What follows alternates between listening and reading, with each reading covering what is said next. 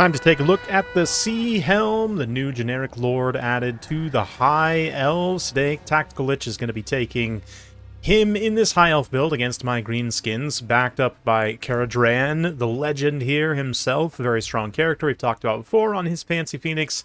The Helm is on a decidedly more mundane giant bird, as mundane as giant birds can be. Yeah, the Helm, he has access to this and the Skycutter Chariot mount as well. I don't know, does he have access to a dragon? We'll check after the fact. I don't think so. But regardless, he's a decent support lord. All decent stats all the way around. Gets martial prowess on the eagle, which gives 60 melee defense to a flying character. Very strong. He's also got this item here, Temekdor's Gauntlets, which is a really nice passive AoE buff, conditional on an enemy large enemy presence, so that's cavalry and up. Anything big size will proc this. Plus 8 bonus versus large, plus 15 armor, and 5% damage resistance. All very good stuff in support of any kind of troops. And then the rest of the build here, got some Ship's Company in the front line, Mist Mage here as the caster to heal things. Yeah. He's got Ladriel's Shroud and Mouthland Spite. That's the damage and vigor spell there. Yeah, we've got some Lothern Seaguard, Phoenix Guard as backline. And then for myself, we've got a big old horde of orcs, goblins, and some stone trolls as well, led by a Skarsnik. We've got an orc shaman and a black orc big boss, classic Bob plus stone trolls build. One mangy marauder, of course, with some goblin spears, orc boys spears, and backed up by Error Boys, Ruglids Armored, and Rusty Errors, 2 regiments of renown, plus the Broken Tuskmouth Regiment of Renown, another unit of Orc Boar Boys. And we're going to get things rolling here as we advance within shooting range of each other with our bow-oriented builds on both sides. We've also got some big old hammer troops, although in the case of the High Elves, they're much more defensive with these Phoenix Guard, but let's see what I can do here. Right now, Caradran's straying awful close. I don't know if he saw Skarsnik there in the woods, but we're going to unleash some arrows and try and pull him down to the ground with her fermented fungi. And let's see if he can handle this very sneaky snipe attempt. As he lands to fight Bob, full of rage. We're going to pop in some stone trolls. Skarsnik himself runs over. Throw a big old Spite of the Bad Moon for anti-large, and he counters with that Ladriel's Shroud to provide some healing, as Caradran's going to try and disengage as well with that speed debuff. He definitely can, no problem, but took a lot of damage in the process. So I'm feeling pretty good about that. I'm going to go ahead and just press my advantage here, follow up and run on in. Stone Trolls, of course, have great missile resistance. All my troops here pretty much have that or missile block with their shields, with the orc boys and the goblins and whatnot, so we're going to get things advancing. I'm going to promptly forget about my boars, though, which is a little bit of a problem. I need to protect my archers from his focus fire, and right now, yeah, I don't have the tools I needed to do that because I completely forgotten about the Broken Tusk Mob. At least the Ruglids Armored Orcs also have their shields and armor to help resist some of this damage, but regardless, here comes the Helm. He sees my trolls here in the front line. He's going to jump down, try and support this Ship's Company. And we see that support buff should be active on them. Is it actually not working? Interesting. Super interesting. Okay, did I just discover a bug here? In theory, that's a really nice item. Okay, I saw it pop up very briefly there. Okay. It's a 15-meter range only, so... Oh, but does that not affect friendly troops? Oh, okay, it's only for himself. Super interesting. Okay, maybe not as good of a support buff as I thought. But, yeah, I guess I didn't read the tooltip right. That's on me, but does get the Null Stone from his Mist Mage caster. The Helm himself getting absolutely hammered. Skarsnik all wad up. Bob and everything else just pounding him right now. But on that Eagle, should be able to survive no problem. I'm going to go ahead and pop Fist of Gork here. Try and keep things going, but he did pop that Mouthland Spite on me as well, which is going to, of course, deal some good direct damage. Good against single entities, at least. Somewhat less efficient than something like Spirit Leech, but still decent overall. Rain Burst that can only do so much when my boars are still just sitting completely idle in the back line. Yeah. That's what happens when you get a little bit rusty like I am, but fun to play these battles in this early access. Get to know some of the new stuff. Caradran, though, definitely going to be a problem for me despite that early snipe, and I've gotten some pretty good damage on him, but he actually comes in, finishes off Skarsnik. Yeah, the Orc Shaman also is mounted on a boar, so he's going to be subjected to that anti-large bonus. Helm also gets anti-large, just passively, of course. No, actually, no, it dropped. It's hard to see, this thing, I swear. It's very odd how conditional it is, because it seemed like... Yeah, anyway, we'll have to do some testing on that and just discover more about it. But at the very least, Helm can come in and certainly has the stats to bully my caster here, at least somewhat. Orc casters are not pushovers by any means, and especially 2v1 versus Bob might not be great, but let's see. Stone Trolls having a tough time against the Phoenix Guard. Really needed my archers. Like, this one Phoenix Guard has been pretty well dealt with by the archers, but on my side, yeah. It was about now that I remembered I had these boars, or close to now. But, I mean, granted, they are Lothern Sea Guards, so I don't know that my boars necessarily would have won, but just be able to disrupt, it is what it is. Tactical Lich played it very well in terms of keeping his characters alive. Cycling them in and out here. That Colossal Strike plus the Feint and Riposte makes Karadran's stats just absolutely menacing. Black Orc Big Boss also gets himself isolated as the rest of the troops rout around him. The trolls couldn't hang on too long. And yeah, the Helm. Okay, so let's see if we can discover. Okay, yeah, it is working with the trolls at the very least. At least when he's very, very close. But he does have to be basically fighting them in melee, which I guess makes sense. It's when he needs the actual benefit. But you see there, if he gets too far away from sort of the center of the unit, might potentially even be fighting like a single model without that benefit. But yeah, without it being an area of effect, like if this was an actual area of effect support buff, I mean, it would be arguably stronger or maybe equally powered to something like the Braid of Bordalo, which is supposed to be a legendary item for Albric, of course. But without that, I mean, yeah, we'll have to look at his other kit after the fact. He does have this other self buff as well to give himself a huge damage spike, but it's not really sure why you would take this guy over the plethora of excellent lords available to the High Elves. They have some of the best legendary lords in the game in general. Probably. I mean, Teclis is certainly up there.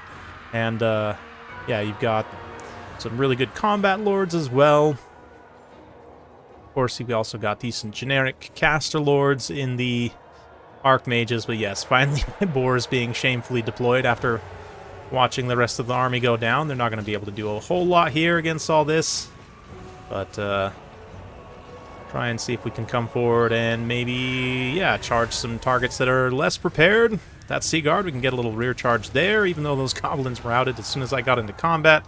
Karadran, of course, causing terror is going to be a problem for these units. Broken Tusk Mob. Not immune to psychology. Neither are regular Boarbanes, obviously, but yeah, the terror of the Phoenix definitely kicking in now, and he has enough Winds of Magic as well that he's getting some of that damage resistance, although it seems like he's right on the edge there, considering it just dropped. But yeah, more healing from Ladriel's Shroud, keeping that vigor up as well. You see how both the Helm and Karadran are basically at full vigor still. That is definitely the power of the Lore of Mists. And Ladriel's Shroud, really great spell in general. Lore of Mist, definitely a strong choice.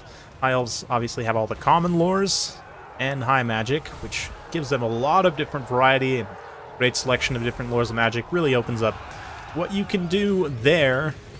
But Mist is definitely one to consider. You got that great summon. I say great, it's a decent summon, especially in certain matchups where you might need more on-demand blockers. Mass blockers to try and hold back, you know, high mass enemy units. The heal, definitely super efficient. I do think that, yeah, where's the Mist Mage? Let's see, he almost gets sniped here himself, but in terms of raw value, it doesn't seem like he got a lot of damage value. Granted, my heroes are relatively cheap, but that Math Lens Spite, the support value, damaging enemy vigor is definitely nice. The speed debuff is okay, and the damage is there. Not going to do a lot else for him, but yeah, the two Bird Lords charging down my remaining archers, Error Boys, Ruglud's Armored Orcs, having a tough time. Trying to make it respectable here with the boars, and I definitely think had I used the boars a little bit earlier on, would have put myself in a better chance to win. Really needed those archers to take out these Phoenix Guard, and then the trolls can roll up the rest of the build pretty much. But alas, make mistakes in these games. It's all good at the end of the day. Boars will make their charge into the Sea Guards, who will valiantly defend themselves, their spears and their skill. Take quite a bit of damage there, but actually probably end up holding out, considering I am teetering on army losses right now. We shall see. Trolls may be coming back from route here, and I'm going to try and set them on something where they can potentially regenerate a little bit. Caradran, though, dealing fire damage and having anti-large AP. He was obviously going to be a big problem for my stone trolls as well. Yeah, archers had a lot of different targets to shoot at, and that early kind of snipe attempt did give me a nice sort of head start on the damage I needed to do on Caradran, but obviously was not enough. Here, yeah, even more healing on the Sea Helm. Yeah, interesting. Very, very interesting. I must say, Caradran's Phoenix is probably one of the coolest models in the game, in my opinion now. But anyway, let's fast forward to this late game. There we go. So yeah, the Sea Helm ends up this battle with about 1,000 damage value. It's okay. I mean, we'll see how much he cost after the fact, but Caradran's really the one who mainly carries that. And then, of course, the Phoenix Guard helping to defeat the trolls. Actually, this one here gets wrecked by my archers, but the other one that survived did quite well. Decent value there. Lothern Seaguard also great value across the board, taking out my archers, which Ruglets were able to pay for themselves. One Airboy as well. Actually, both Airboys. He did focus down the Rusty Airs quite well, and it makes sense. They're kind of the squishiest of the four that I had, so there you go. The Boars also, yeah, didn't pay for themselves, but had they charged in a little bit sooner, it definitely would have worked out better for me, but there you go. Yeah, Orc Spear Boys in the front line, they are what they are. One Goblin, though. Respectable value on them. And then from a character perspective, I felt like I had a nice little lead there, but then I think my characters got a little bit spread apart and isolated, and then his superior stats and mobility was able to just come in and really punish me for that. So, yeah, let's take a look at the Sea Helm. I don't think this guy will get a ton of use, especially considering, I mean, yeah, we'll compare him to some other, even generic lords who don't see a lot of use, but where's he at? The Sea Helm here. Yeah, he's got this naval discipline. Okay, so this one is an actual just straight up buff, a passive buff, plus 5 melee defense, plus 4 leadership. It's okay. I mean, those are two stats that are already High Elves' strong suit, so getting more of them, I don't know how much that actually helps you. Charge defense large, same thing. It's nice to have, I guess, for certain units, if you have like a big sword line, perhaps, but not wildly useful. Stand your ground, same thing. Leadership, melee defense, nice to have, but you already have quite a bit of it. Quicksilver Strike, we saw there. A Golden Shield, I don't know, did he actually take that? That's a nice little -5 melee attack buff, although again, it's basically the same thing as giving yourself +5 melee defense. It's kind of strength on strength, right? Don't know that it's super necessary. And then, yeah, the gauntlets we saw there. Interesting that it gives him some anti-large, but doesn't give really any support value. And it's a pretty expensive item for a generic lord. On foot, he gets the trident and shield, which is a nice little combo. Relatively low weapon strength, but a +35 bonus versus large puts him at least over 400 weapon strength against large targets. Still kind of weak elven weapon strength, punishing him a little bit there. But yeah, he's got the Great Eagle, and then I guess the Skycutter Chariot is sort of what makes him unique. He does get more HP, armor, melee attack, less melee defense, but still manages to keep martial prowess. Tiny bit more weapon strength and charge, so it is basically just an upgrade over the Eagle, and the fact that it's only 100 gold more, not too bad. Might consider taking that for sure, if you are taking this guy for whatever reason. Base cost 1450 on the Skycutter Chariot, so let's kind of compare that base cost here. We'll come in here and pull in, like, the Prince, for example, and if we cut all of his stuff, yeah, comparable to him, like on a Griffin, I would say. This guy, though, has armor piercing and a little bit less health, but very similar stats otherwise. Granted, you don't get martial prowess on the Griffin. And the Sea Helm, of course, also gets the momentum passive from the Skycutter Chariot, so as long as his speed's not debuffed and it's charging, then it should get some extra mass charge speed, charge bonus. So I'd be curious, maybe I'll have to do some testing. I mean, not that you see the Griffin Lord super often. Again, it's not a really common pick for High Elves, but just to kind of give you a little bit of a point of comparison. don't know that the Sea Helm will see a ton of use, and I don't know. I guess we'll see if I end up ever talking about him again, but I also just have so many great lords, even like Eltharion, relatively solid if you want a combat caster lord on a Griffin. Tech list I've talked about. Tyrion will definitely see some use by certain people as well. I've even seen some rogue Olithnar builds. Azelin himself is pretty decent, depending on what you're trying to do. And, of course, like I mentioned, the Archmage for generic lords, really tough to beat. There's even the Princess, if you want a ranged lord on a Griffin or a Dragon. It also doesn't see much use, but there you go. On the other hand, I do think Caredran will see quite a bit of use. He's definitely a very solid character, so stay tuned to see more of him very shortly. Hopefully you guys have enjoyed this early access. It's been my pleasure to bring you this content, and I will continue to bring you more content from the new update. Thank you all so much for watching. We'll see you next time.